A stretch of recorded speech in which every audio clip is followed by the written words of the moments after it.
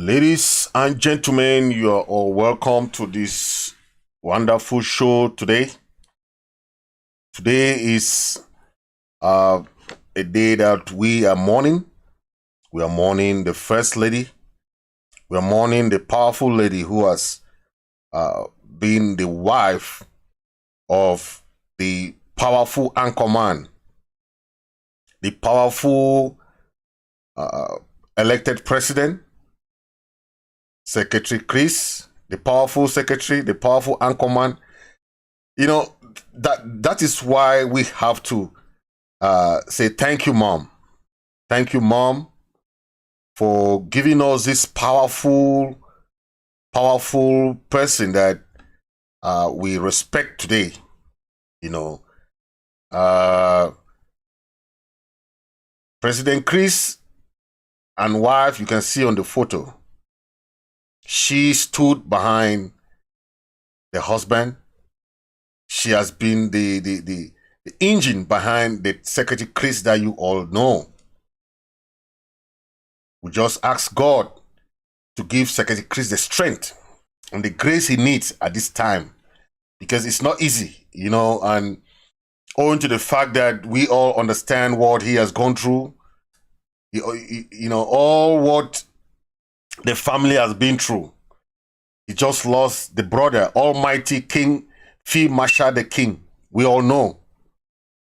It just barely a month, he lost his wife.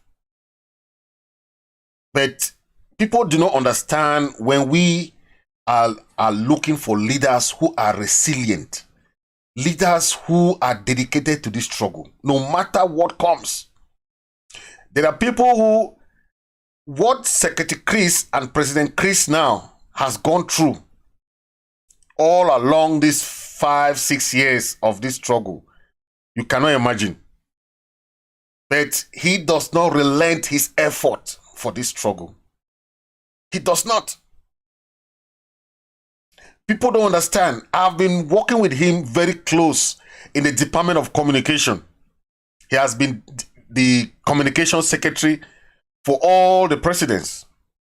And I've been working with him in the SCBC. I work with him in ABC. I also work with him in ABS TV. I know who is Secretary Chris up front. He loved this struggle at the bottom of his heart. So when I hear people saying all these things about, oh, Secretary Chris is this, Secretary Chris is that, I just say, man, please, you have to be closer to somebody to know how the person is dedicated to this struggle. I know, because I am also dedicated in this struggle. I want to save my people. I want to free the land. I'm not in this struggle because of money, because of anything. I can stay and I have my job. I have everything I need. I can just stay me and sit quiet where we can stay. But because we have the mind of our people back home. People think that maybe we're in this struggle because of anything. No. We can stay. We are very fine. We are fine in America. We are fine in Europe. Most of us in the diaspora are fine. We can stay and sit quiet. But if you sit quiet, then you have that mind that your people are being killed. Your people are being tortured. Your people are being imprisoned every day. Who have that kind of conscience and stay quiet? If you stay quiet, then you are the accomplice of that crime that they are committing on our people. So don't tell me that, oh, well, diaspora should not, diaspora should stay quiet. But let's look for once. You know, God is talking to us about a leader. This is a leader. He lost the brother just a month ago. He lost the brother. We all know Field Marshal. This is just barely a month. Barely a month.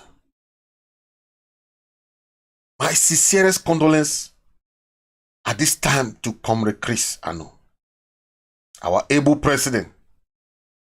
You have my deepest sympathy and unwavering support. I know you are very strong-hearted. You are not chicken-hearted. Nobody can chicken you out of this struggle. I know you up front. I'm wishing you the peace, the courage, the comfort, lots of love at this time of sorrow. I know my heart goes to all of your difficult moment. May the Spirit of God take control of your heart, of your family at this difficult time, because I know who you are. I know you have a task ahead of you. Sometimes it's just like you are the only one that has problem falling on you. If you want to talk of people who have had all kinds of torment, torture, your family was in prison, your dad was in prison, your mom, your sister, your brother died. People just want to say things because they want to say things, but they don't know what people are going through in this struggle. Sacrifice. The sacrifice. It is just like, I can call it cacophony of what? People just want to say things. But I know the expression of death has no eyes. And with this kind of crucial moment, I want to say courage, Comrade Chris. May the heart of your wife, her gentle soul, rest in peace. I know you are going through all the torment, all the torture. I know what you're going through. Yes, you are the father of the revolution now. So the condolence of our entire Ambazonia, we want to wish you condolence. Our president-elect, it is a hard moment for you. I know your wife had been sick. You told me that. I know for the past months, but people don't know, but you are still in the struggle. You are on air fighting for the people of Ambazonia. People never knew that your wife was sick. Nobody. But I knew. As we mourn our First Lady, we pray that Lord will give you, our president and his family, strength. And we do, I hope that burden, that heavy burden will be relinquished from you, because it's not easy. I understand what you're going through. It's not easy. Yes. I pray that Lord will release his grace and mercy and comfort, so that you can take this struggle to the next level. You have a task ahead of you, and God is showing you the way. Some people knew about that you have a wife, but nobody knew how this wife was backing. That is the backbone of the family. You have shown all the resilience. You have shown how your family is. Field Marshal has proven that. You have proven that. So I don't understand who has lost in this struggle more than you. Who? You left the TV station every evening to the hospital for over 8 months. People did not know this. I know, because I work with you. I work with you in ABC. I work with you on ABS TV. I know the struggles in this revolution. You lost your brother. You lost your family. Your family was locked up. Your resilience is something I have admired for a long time. And I'm very happy you will remain resilient. I know you will remain resilient. This particular incident will not make you to relinquish your love and dedication, commitment for this struggle. I know, because I work with you. You passed through harder times when your family was locked up.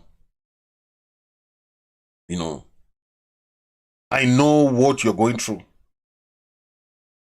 When Field Marshal passed away, you said they have just crashed the lion. La Republique has just crashed the lion. That's what you said. But I understand because the pain, is still there. The pain of your brother, Field Marshal the King. The symbol for Ground Zero, the victories that everybody is proud of. Field Marshal the King, your brother, made many people believe in the struggle. Yes. And you also was the engineer behind your brother. I wish God alone should strengthen you because this loss is huge for you. But I pray God to give you more courage, more strength, so that you prosecute this struggle as they have given you the mantle. They have given you the mantle, the baton of power. I ask God to give you all the strength you need at this time. At this moment when you need that strength so badly. I just pray God to grant you and your wife, your beautiful wife, the power, the peace. I know you love your wife. You always told me about it. You were always there. She was so instrumental to your life. When people see success, they don't know how people are being nurtured from the background. Your wife was the one that did that. I know because I see the strength in you. You're doing stuff. Leaving the hospital for the past month. You go to the hospital, you come back. Go to the hospital and come back. But you never relent your effort a bit. People never knew that your wife was in coma, in hospital all this while. Nobody knew. But thank God for the mind, not the chicken heart that some other people have. You have the heart of courage, the heart of a lion. And that is the mind that we need in a leader. That heart of courage, the heart of lion. The lion-hearted, not the chicken-hearted. I want to thank you for your work. I want to thank you for everything. And I know you have much to offer in this struggle for us. I just pray that God should continue to give you that courage, that resilience, so that we can prosecute the struggle and move on, because it has not been easy for you. We understand. We ask God to give you that strength at this hard time. The devil always come to steal. The devil always come at when we need joy. The devil always come when we have hope. Then he come to steal. That's the work of the devil. But I know God will give you more courage at this time that you need it much. You need this courage at this time because of the difficult moment that you're going through. And we all know that this moment is so difficult for you because we know what it means to lose someone you love. What it means to love someone that has been the force of strength in your life. Yes. Comrade and big brother, I wish God alone should strengthen you. The loss is huge. I pray God to give you all the courage and encouragement. Thank you very much for your job. Thank you very much for everything you're doing. Fellow Ambazonians, this is what we have when people don't know how people fight in this struggle, how people dedicate their life in this struggle. Secretary Chris has been there from day one. He has worked in all the presidents. He has worked with all the presidents. He has worked in all the administration as a communications secretary. And now God has given him the mantle to lead the struggle. Then the devil just came at this moment to steal the joy from him. But I know him. I know what he can do. I know how his heart is. So whatever the devil is trying to do, the devil will not succeed. And as you can see, he made it clear in his opening that La République will suffer the pinch. La République will suffer the pinch. Okay? He made it openly that he would do what we call tit for tat. That is what he has started doing. Yes. That is what he has started doing. And when you see what happened in Edea, the hydroelectricity power that generates a lot of electricity across Douala, Edea, was set ablaze. Yes, was set ablaze. And, you know, when La République is doing their atrocities all along these 5-6 years, they know that they have the monopoly of Scotch egg policy. But for the past years, our people have suffered, our people have died, our people have lost everything. But when you go to someone's house and do all things you want to do, you still don't forget that the person can still come to your house and do the same thing. If you go to somebody's house, you still burn, beat, kill, do all what kind of thing you want to do. You think that person, if that person know your house, do you think that person cannot come to your house and do the same thing? Now it's time that President Chris Ano has announced that it is tit for tat. He said it's time to cross over the Mongo because enough is enough. That's what we have started saying. And you can hear from the Secretary of Defense, SOS Asong. Let's take a listen and you see what she said about the incident that happened there in Edea. Republic du Cameroon. Thank God you guys have 8 provinces. We only have 2. But we are going to inflict pains from one province to the other. By the time you guys think that you can send thousands of bills in Ambazonia to suppress our people while Buba is there trying to do whatever he's doing, we will be focusing in Yaoundé. We will focus in Yaoundé, Douala, Bafoussam, and all those your places. Keep sending bills to go into our territory. We are now full swim ready for you people. This is just the beginning. We are not afraid to come out and claim our action anymore. We are sick and tired of the politics of international community, and enough is enough. This time is fire for fire. If you kill one civilian of Ambazonia, like the 2 mothers that were killed in the northern zone for just no cause, we are going to make sure that we kill 2 La République women. Don't be an scapegoat, because we are going to revenge the death of those 2 women. You kill them for nothing. We are going to kill 2 francophones for nothing. An eye for an eye, a tooth for a tooth. We are not playing.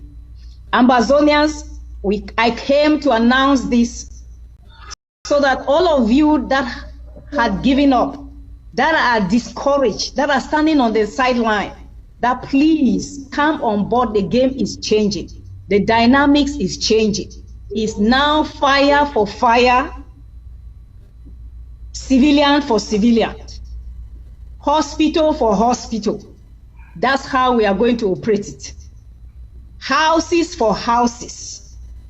As you burn, that's how we will burn in La République du Cameroon. We don't care which territory we find ourselves in there.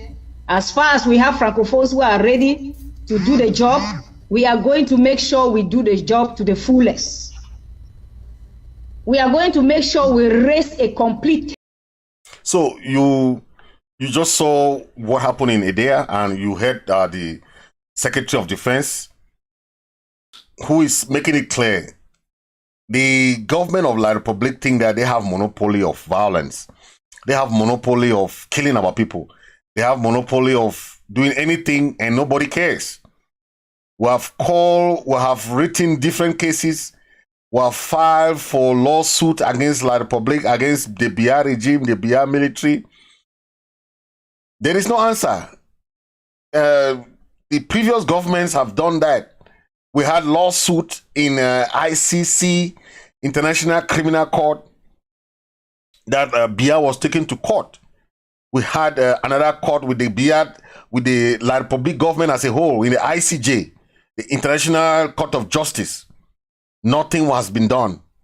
So what else do you want? What else do you expect from the people of Southern Cameroon, Ambazonia to do? When you have nowhere to go, when you have nobody to turn to after France has monopolized the international community. Of recent, we saw the Biya regime neglected, abandoning the Swiss-led negotiation. The Swiss-led negotiation that has been there and has been the backbone of the negotiation process that has been ongoing behind the scene. We knew that Canada sponsored the program. Switzerland was the mediator in charge of the mediation. The Swiss government, we all know, is very, very renowned for being a neutral party in most of the conflict. Even the one that ended in Sudan and South Sudan was mediated by Switzerland. So we trusted Switzerland to mediate. We trusted it. Not only us trusted it, the other powers that backed it, like Canada. Canada was the one sponsoring it, even paying the ticket for our leaders in the ACT team. Canada was the one doing that. People did not know that. So if you have an international platform that has been set so that peace can reign after 5 years to 6 years of war, why should the aggressor power kick out of the negotiation process? I think it's time for sanctions, as most people have started saying, because we have seen some kind of few sanction that was levied on Cameroon government. We know about the other sanction that was done, call it visa ban. Most of the La Republic government officials cannot travel to America. Cannot. They have been banned. They have been given visa ban long ago. Most of their asset was freezed in America. That was a good move by the United States. But if we want to go this far, look at what is going on. La Republic has burned more than 400 to 500 villages in Ambazonia. Burned to ashes. They have killed more than 40 to 50,000 of Ambazonian innocent civilians. As we speak, we have about 5,000 Ambazonians in jail, incommunicado.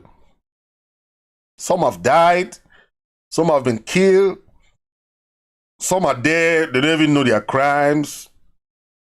There is no judgment. La Republic is intentionally killing our people, jailing our people, killing our people, and the international community is watching. It's watching because nobody is doing anything. Let's take, for example, we have the The United Nations is going on now. The session is going on now. But nobody is saying anything about the crisis because France is vetoing the discussions. They don't want to put anything in Ambazonia. France is vetoing it. But that is the United Nations.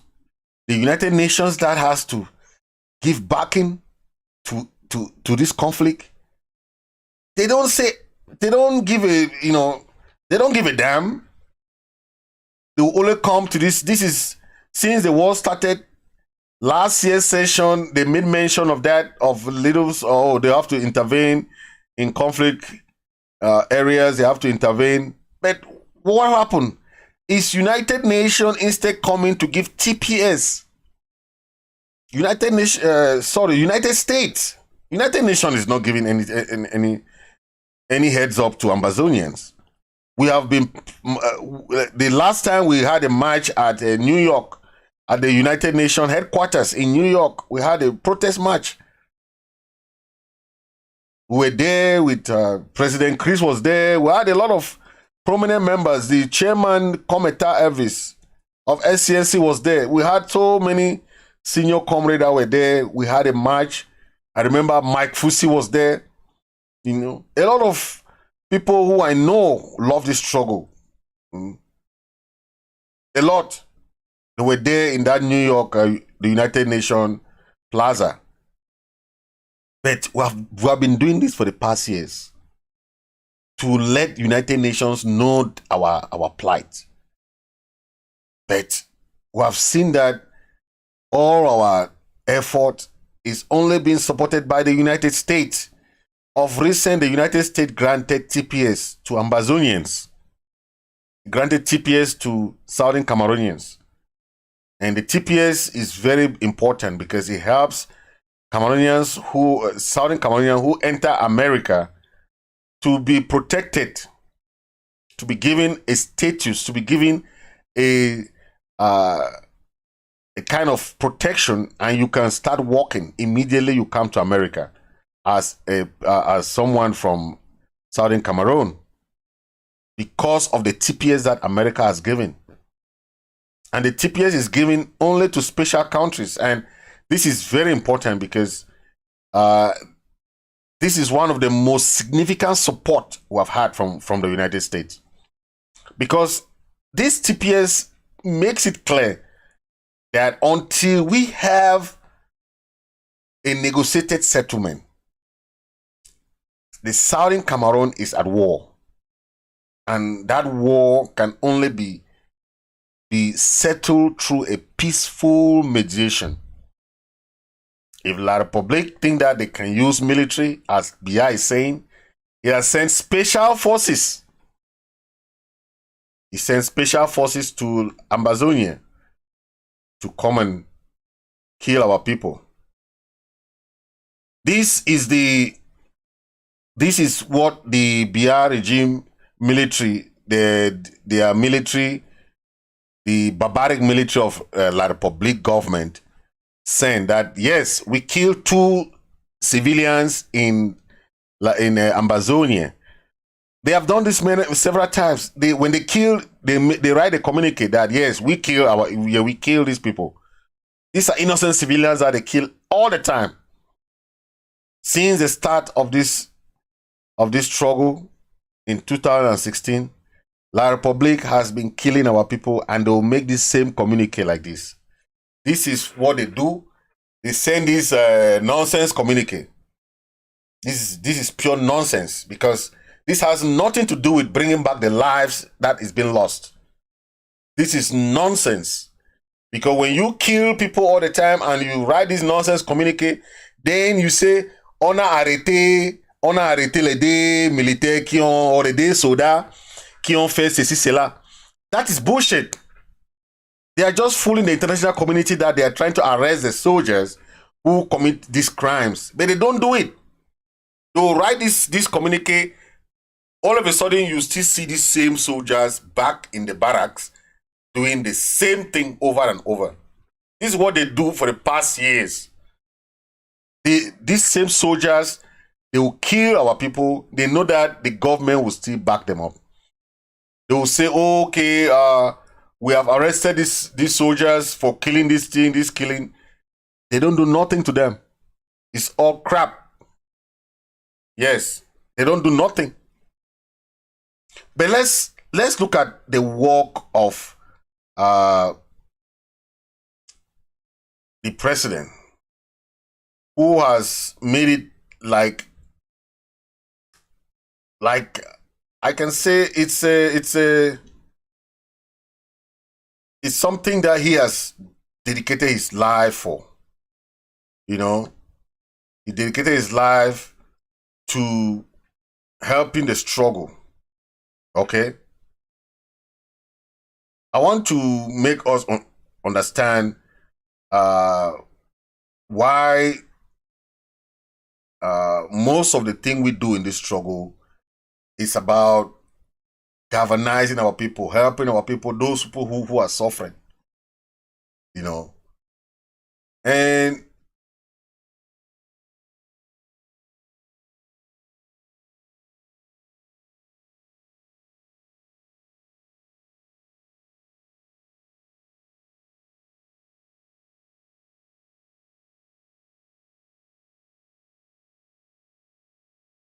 so that's the image of some humanitarian stuff that President Chris has been doing or did in the humanitarian efforts. You know, that is what he's doing. You know, this is the effort you can see. This is what you see. These are the children, the school, helping the community schools. You know, humanitarian work is very important in this struggle. No matter what we do, don't forget that the president has made it clear that he was, you know, he has started to support these children in their community schools. And it's very important because we want to thank the president, Chris Ano, for starting showing this effort. Because people will say that, oh, this the IG or the interim government does not want children to go to school. It's a lie. The president has said that he will support community schools, not these government schools set up by the Republic. Community schools, he prefers community schools because this is what he promised to start provide to the children. So it is very important. Okay, it is very important that we know about that because it is what he said to do. Okay, and we want to thank him for that. It's a good gesture. In fact, what happened in La Republique is not as a surprise when it comes to the power plant that was set on fire. President Chris Ano has promised a tit for tat, and La Republique might not understand the implication of not going to negotiation. The world has made it clear that once you are in the aggressive power and you refuse to go for negotiation, anything that comes will be on you, because the people have been ready. Or most of our leaders in the ACT team, the team Ambazonia, where all the leaders are there, they are collaborating to have a peaceful negotiation process. But because the president of La Republique, who think that military option is the best, for the past 5 to 6 years, the military has not won anything. You know, instead they have lost so many of their soldiers. More than 3,000 of innocent military sons and daughters of people in the, you know, have died fighting for nothing. You ask these people, this military, this La Republique military, why are they fighting? They say, on nous a envoyé pour venir en Ambazonia. They don't know what they are coming to fight for. They just ask them to go and fight. They say, if they send you, if you don't go, they will kill you. So most of these armies, they are just taking orders from above. And that's how they are dying.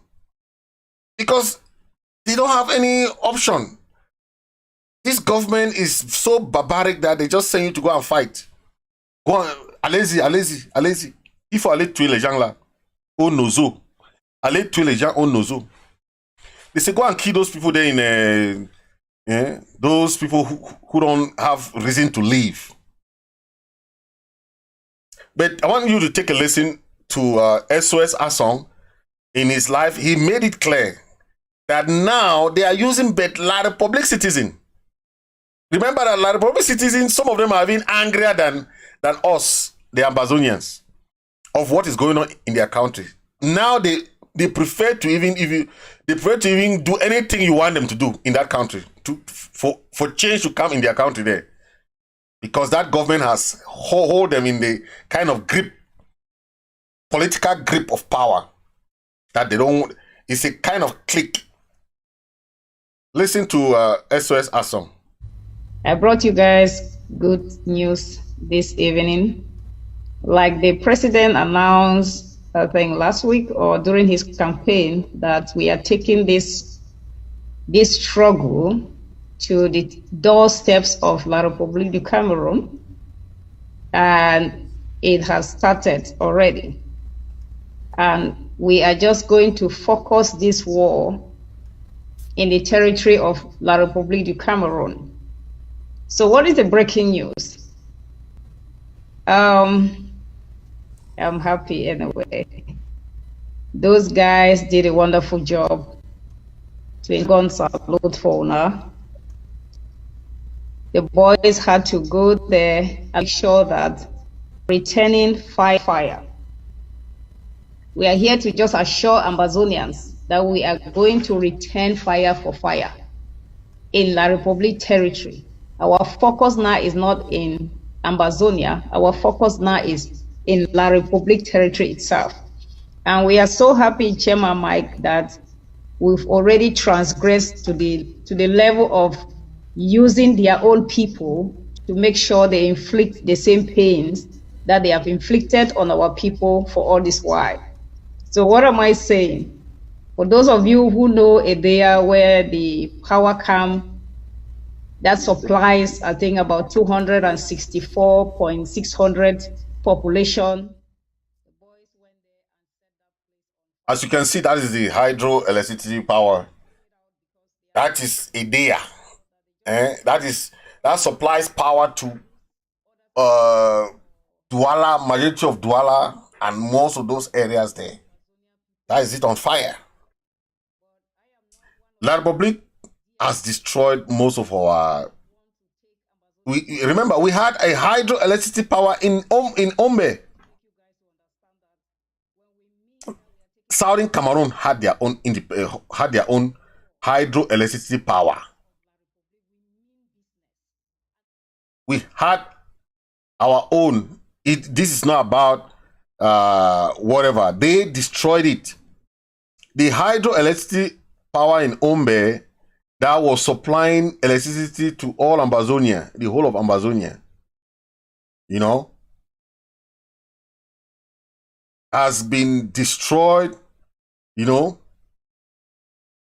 I was born and bred in Ambazonia. Okay? My parents were born as British Southern Cameroonians. And I was born as Southern Cameroonian. That is my nationality. Okay? So when you know that you grew up where you saw a lot of things. Remember, there was this Manfe airport. They call it Bisongabang Airport. And there was a Manfe port, river port, that across the cross river. Okay? These are things that when you see when you were young growing up. Okay? You had this power cam that, like I said, the power cam electric poles was painted with the maroon color or a deep red. We had a lot of things. The Cameroon Bank, the press book. I remember press book in Limbe. Back then, Victoria. Okay? It was a very busy press that printed most of the books in all the schools in Ambazonia. Press book. Today, it is nowhere to find. Where's the Cameroon Bank? It's not there. We had flights from Nigeria, okay, via the green hills of Eshope, where you had that the Bisongabang Airport, okay. You had the Tico Airport. Where is that today? The Medino, marketing board. Where are they today? That airport in Manfred, the airport in Tico, they use it as a British air base.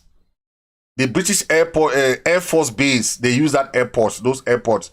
Even for domestic flight also. Okay. So there was flight. How do you think that our parents were going to Nigeria in the house of Enugu in Nigeria? They were using the Tico airport. They were using the Bali airport. They're using the Manfe airport. Okay? They go to Enugu and Lagos. Either through the airport in the one in Bisongabang, or the airport in Tico, or the one in Bali. We had airports. Okay? When they fly there, they arrive at the Nandi Azikiwe, okay, airport. So they left the Bisongabang airport or the Tico airport, and they were flying to Enugu, where that's where the House of Assembly was back then. Okay. So by 1967, we were still going there, like using those airports. We're still going through Nigeria using the same airport. Okay. But don't forget that during that time, there was also war in the Nigerian Biafra war, where Nigerians were fleeing to southern Cameroon too. That's why today, Limbe, Kumba, all this Manfe, there's full of Nigerians. Those were the Igbos that fled from the Nigerian Civil War back in the days. Some of them were using that airport. Some of them were using the road network. Who destroyed these airports?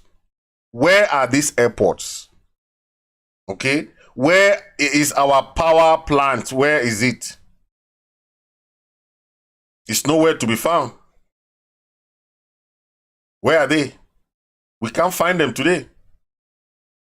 Okay. And people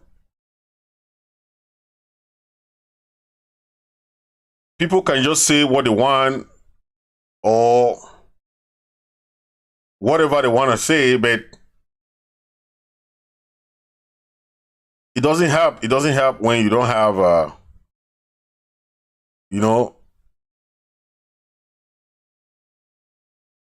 where are those,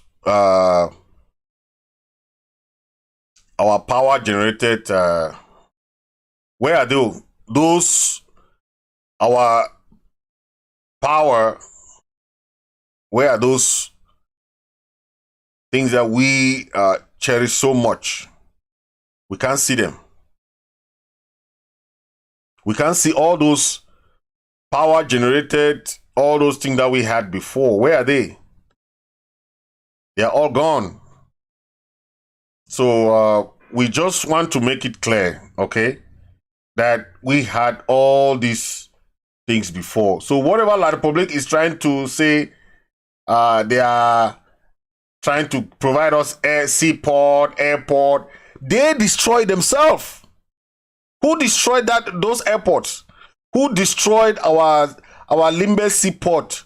Who destroyed the Mbonge port? We had ports all over those border towns. We had our trade with Nigeria. For 40 years, we were with Nigeria. We were not with La Republic. We're not with La Republic. We had our airports, our seaports, our river ports, We had a cross-border trade. You know, back then we call it awarawara. We had it. Today, all these airports are just forests. The Bisongaba airport no longer exists. The Tiko airport no longer exists. The Bali airport no longer exists. Eh? So which country destroy all these airports? Which country? Tell us.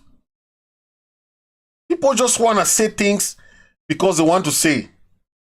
We had post offices. We had one of the biggest post offices was in Manfe. We had one big post office in Bamenda. Okay? Where are those post offices today?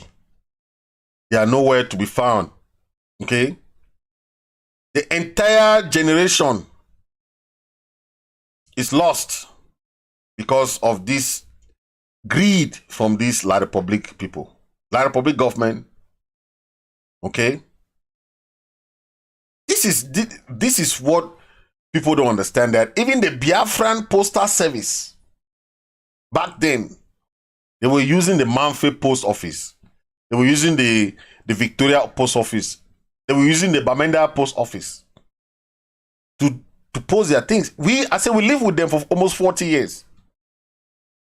But our people had to quit the house of Enugu peacefully. There wasn't any fight. That's the difference between the Englishman and the Frenchman. The Englishman will listen to you and say, okay, well, what's your issue? You're telling your issue that you can't stay here anymore. You are tired of staying here, so you are leaving. The Englishman will say, okay, if you think that you are not being treated well, okay, you can go. That's what happened in 1954 when our parents left the house of Enugu. They left. They say they can't take it anymore. Yes. But look at the opposite side of this now.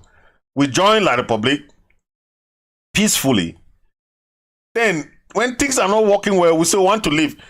They say, you people cannot leave us. You people cannot leave us. You will stay with us by force. Had it been that is what Nigerians did to us, then there would have been a war too in Nigeria. But the Nigerian people did not do that to us. They say, okay, if you think that you don't want to live with us anymore, you are free to go. And what happened? Our parents left and came and created a government. They had a government. They had everything that you can think of, right? That is what happened. And our people had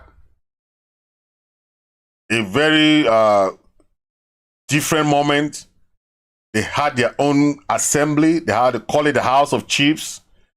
They had their own parliament. They make their own country. Southern Cameroon was known as the most democratic country in 1954. Before they had the independence, countries were ready to vote. They had their diplomatic ties with many countries before independence. So when people say that we don't need a government, we don't need this, we need this, we don't need this, how can you be taken serious? These people, the Foncha and Endeli had power. Endeli was the first prime minister. He handed over power to Foncha peacefully. Peacefully. I want people to understand this. There was no denial that, oh, you did not win, I won, you did not win, I won, we won, he did not win, all that thing. You know? There was a peaceful transfer of power.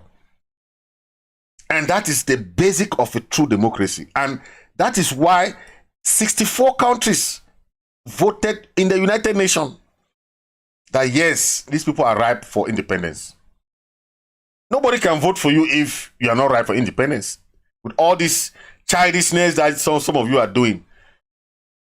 You hold an election, people don't want to go for election, people don't want to vote, people don't want, we have a constitution, people don't want to respect the constitution, people will leave and go and form their own government. What is all that? Had it been this is what Endeli and Foncha were doing back then, nobody would have taken them serious. Nobody. No government can come and be. That's why today they are saying it. There is confusion in the Ambazonia revolution. They are saying it. But if you want to know why, listen to this. This is CNN reporting our case. But they are still talking about, oh, the leaders are not united. They don't know who to talk to. But we have been fighting for our matter to be live, to be going through CNN, international media. This is now be internationalized. But our people should learn that once it is internationalized, you have to make people understand a reason. Give a reason for people to support you. Don't give people reason to be saying these people are not ready, because they are not united themselves. They are not ready. What are you fighting? You have to have a country. Build something that the international community can say, oh, these people are ready. You understand what I'm saying? Build something and say, okay, this is it. The international community will come to your support if they see that you guys are ready for something. But when they see that you guys are not ready, nobody will come and support something that is not good. Take a listen. Judd, if you are somebody from West Africa, from parts of Central Africa, of course, you likely do know about the Anglophone crisis in Cameroon. But this war does seem to get very little attention in the international media. It does seem to be relatively less well known than, say, what's happening in Tigray. Why is that? Well, I think that it's been neglected, and that's been a real tragedy. And the reasons are pretty self-explanatory. This is a very complex crisis in a medium-sized country, and it's been simmering since 2016, 2017. And so most of the international media, not your program, of course, doesn't spend a lot of time on Africa. And so they're focused on Ethiopia or the Sahel or Nigeria. These are easier to convey to international communities what the stakes are. But Cameroon ends up getting short shrift. I would note that the international community, diplomats, the US Congress, Africans are engaged on this topic and on this crisis, but they're not having much effect. So what can the regional community, obviously France and Cameroon have a good working relationship as well, what can the regional community actually do to create some kind of resolution, to work towards some kind of ceasefire? Well, I mean, there's a couple of challenges, right? First of all, the government so far has only made very superficial concessions. It's really dragged its feet. And on the side of the Anglophones, well, it's very divided, very fragmented. You've got elements that are for peace, just the cessation of conflict. You've got elements that want a new federal or confederal arrangement. And then you've got the secession. You have heard what he's saying. That is how they understand the conflict. I don't blame anybody talking about Ambazonia, because they don't know. They don't know what is going on, actually. They know the little they know, and they can analyze the little they can analyze. But Ambazonian people are very, very united in one thing. They want to have their independence. So whatever analysis the international community is giving, whatever analysis they give is good. It's good for the struggle that CNN is reporting about our case. You see, analysis is one of very powerful analysts. I know him. And if they are reporting about our matter, I am very happy, because it makes our case international. Because CNN is one of the powerful media you know. So let's listen to. We're French. It's also important for Central African Republic. And President Paul Biya of Cameroon has this long relationship with Paris, going back decades. So they're unlikely to upset the apple cart. And finally, and we see this with Paris's relationship across the region, they don't want to do things in a public manner. They don't want to potentially embarrass their former colonies. So everything is quiet. Everything is sort of behind the scenes. And it's not to say they haven't condemned some of the human rights abuses or called for dialogue, but it has been very muted in general, given.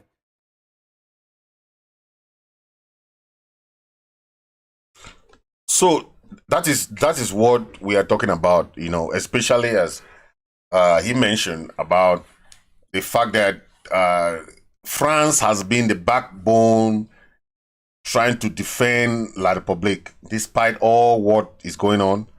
And you know what France is doing. You know why Macron went to Yaoundé. His visit to Yaoundé was on purpose. He went there for one mission, to instruct Biya what to do on Ambazonia. And anything that Biya is doing now is an instruction from France. By sending a force to go and kill more people in southern Cameroon, is the instruction from France. Then withdraw from the Swiss-led negotiation is an instruction from France. All these are what France did so that they should seal Ambazonia, kept them incommunicado in their own hegemony. I wonder why, but that is the plan of France and La République, to keep us under the colonization. And this era, 20th, 21st century era, they are still putting people under colonization. I wonder who want to be under colonization. Because once you're under somebody, you are dependent. I want to tell our people who say, I'm a proud federalist. Proud federalist. Say you are a proud dependent on other people to help you to build your life. The only time you can be, you can assert your own hegemony, you can assert your own self, is when you are you are independent from anybody. Because La République themselves, they are still dependent to France. So if you want to be dependent under another dependent country, then you are colonized under they call it neo-colonization. We are now in the period of decolonization. We are now in the period of countries are being decolonized. You can, at this modern era where people want their freedom, people want to have their respect, their sovereignty, you are still talking of proud federalists, proud this. The federation that was cancelled in 1972, what happened to it? Why don't you think and ask yourself, can these people still keep their promise? Can these people still maintain, can they keep what they promised in 1972? Why do you become the first fool, the second fool, and the third fool? You have been fooled the first time. Our parents, you think that when you take a look at this photo, this is Paul Biya, Foncha, that's Muna. That is them. See, they are greeting. This is Paul Biya here. This is Foncha. This is Muna. This is how Southern Cameroon had their federation. They were federating. This is federation that was happening here. Aijo. That is how they were federating. That's Aijo greeting all of those people. Then, in 1972, Aijo now changed the constitution. He held that funny thing called referendum to come and ask the people, yes and we. Yeah? And swap the constitution from federal to united. If you unite a people, they have to maintain their sovereignty. That is the agreement that we had at independence. Do you want to join this French Cameroon or you want to join Nigeria for a federal system of government? It was not that you be or for a united or La République. Now it's La République. They have just deleted our identity. We don't even have identity again. They call it Northwest and Southwest. We are not Northwest and Southwest people. We had a country. It's a sovereign nation. You can't delete a people's culture like that. A people's country. There you say is Northwest and Southwest in La République. Where is Ambazonia? Where is Southern Cameroon that joined? This is our dad. These are Foncha here. Foncha with the black suit. This is Muna with the Agbada. That's Paul Biya in the middle. That is Aijo. They are greeting Aijo. This is how the federation was working back then. It was a federal system. So you mean that our parents were fooled to join you people to form a federal system, right? Then you have the gods to come and tell us, oh no, it was just something. Yeah. So now, the proud federalists, I was talking to you people. This first federation that was formed with our parents here never went well. It was sour. You want to still tell us that you still trust these people with this same phobia you are seeing there? He knows everything. He was there. He was the Secretary of State. He was a person inside the government of Aijo. He knows everything that went there. He knows. So if somebody say, oh, this and that, Pobia knows everything. He knows the truth. That's why he wants to prefer the military option. Because if he goes toward the other option, it will not work. It will not work. Because he knows that they will fail woefully. They have no evidence, no backing, nothing to show. Okay? They have nothing. What do you want to show if you know that you fail a case? No evidence. Because in any case, is evidence. If you don't have evidence, you have no case. The other person with evidence will win the case. That's how Pobia is. They're afraid. But I just want to say, that is it. And we know we are fighting a just fight. So anybody saying the crazy stuff, blah blah blah, this, they don't know the history. They don't know how Ambazonia came about. Okay, we are trying to assert that hegemony. We are trying to bring back what we had. We are trying to assert our independence. We are trying to reaffirm our independence. So whatever people are saying, whenever somebody said, oh, they don't know the history, they don't know how it was, they are looking this picture now, but they don't know.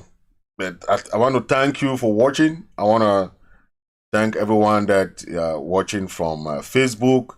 Please don't forget to, if you're watching, hit the subscribe button. If you're watching through YouTube, you hit the subscribe button so that I'll be bringing more videos.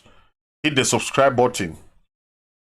Don't forget, we'll be coming most of the time. We are quite busy. I know people don't know our own private life. We have jobs, we have things that we do, but we want to try to see how we can help in the struggle. So I'll be coming to help in whatever capacity and see how we can push the struggle forward. So God bless you. And I want to remind you, we had the APP meeting today, but the APP meeting has been sent to Saturday. So it will be a huge APP meeting. But because of the pass away of the president's wife, I want to still extend my heartfelt condolence to the president for the loss of this beloved wife. And I also want to thank all those who have sent their condolences to the president. Please, Saturday, it will be a huge APP meeting, so don't forget, keep it a date for Saturday to be there, and let's kickstart what the president has started. You saw what happened in Edea. It's just a sign. If you see the sign, you know the deed. So just know that that is just the beginning, and it will be more difficult. Yeah, so that's just the start of it. So stay blessed, and God bless you all, and stay blessed. Thank you very much.